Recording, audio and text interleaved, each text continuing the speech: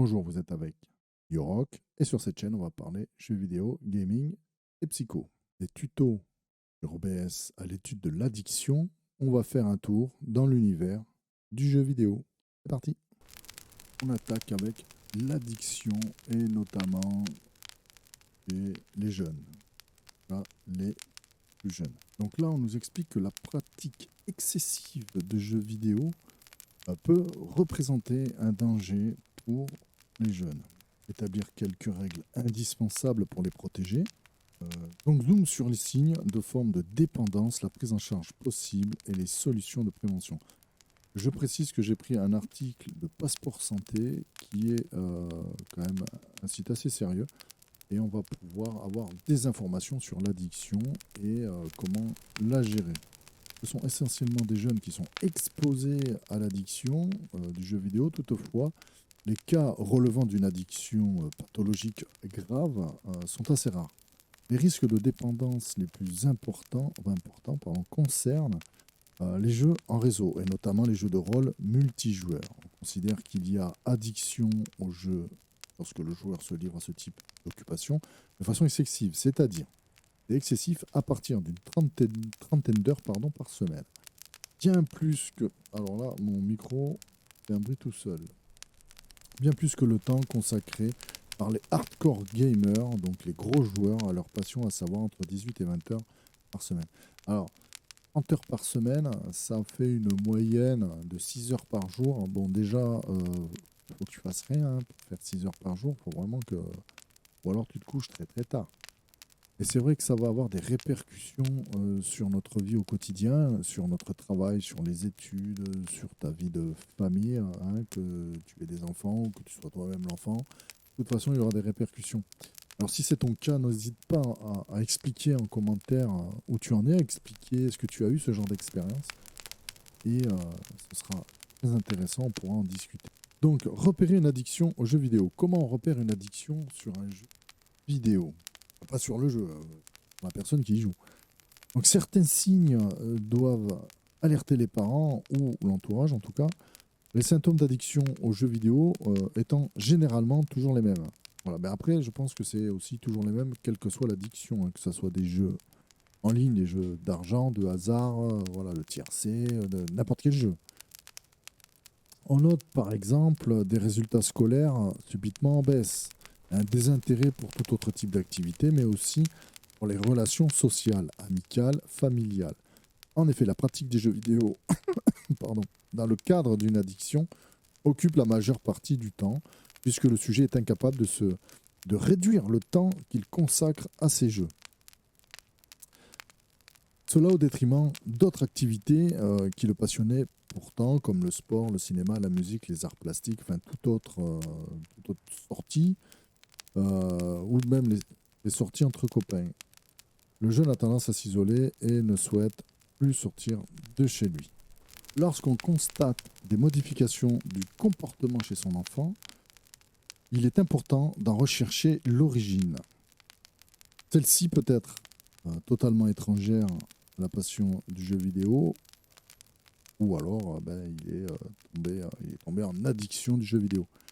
Après, il faut savoir qu'à l'heure actuelle, c'est vrai que c'est aussi un moyen de communication. Je connais beaucoup de monde qui joue en réseau et qui se retrouve, parce qu'ils n'habitent plus dans des villes proches, sur des jeux en réseau et ils discutent. Ça permet d'avoir un autre lien social, un lien social différent. Alors, la dépendance aux jeux vidéo, risques. Donc on attaque les risques. On peut constater des répercussions sur son sommeil car le joueur addict a tendance à jouer même la nuit, écourtant ainsi son temps de repos. Alors c'est vrai, quand on joue la nuit, du coup il faut se lever quand même le matin et c'est compliqué. Et parfois l'addiction peut également se répercuter sur l'équilibre alimentaire. Moi j'ai joué beaucoup à un moment donné, hein, je le dis, je pense que j'étais en addiction. Et c'est vrai que j'ai perdu énormément, je les ai retrouvés. Hein. J'avais perdu beaucoup puisque du coup je faisais plus de repas complets en fait. Donc une personne fragile qui présente une addiction aux jeux vidéo risque, en l'absence de prise en charge, de se retrouver tôt ou tard en état de souffrance psychique et de grande solitude. Il en résulte un mal-être évident. Dans ce rare cas, un addict aux jeux vidéo peut devenir extrêmement triste ou agressif. Donc on peut sombrer dans une dépression et même devenir agressif.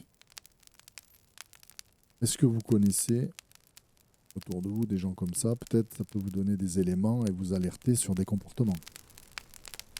Si rien n'est fait pour lui permettre de rompre avec son addiction, le jeune est exposé peu à peu à l'échec scolaire ou en désocialisation. Il peut, à plus ou moins long terme, perdre l'estime de soi.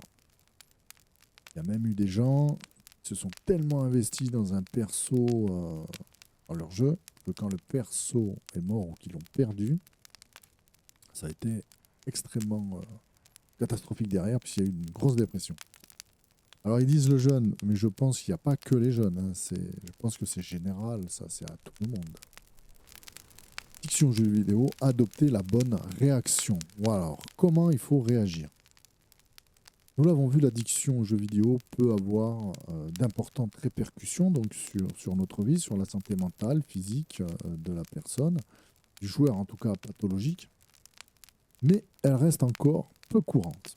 Réagir au plus vite est indispensable pour limiter l'impact de cette dépendance. L'accro au jeu ne peut lui-même se limiter, c'est-à-dire que la personne accro au jeu toute seule ne se limitera pas de toute façon.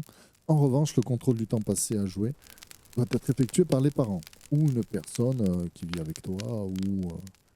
Alors, effectivement, si tu es accro tout seul et isolé, c'est compliqué.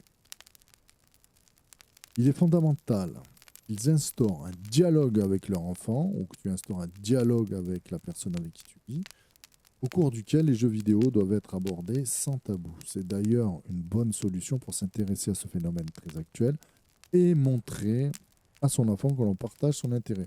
Il faut surtout éviter les rapports de force. J'ai connu un jeune qui avait beaucoup de mal à communiquer, mais comme moi, j'étais gamer et lui aussi, du coup, on a eu un terrain commun. On a pu communiquer, il a pu s'ouvrir. Un jeu vidéo peut s'avérer positif.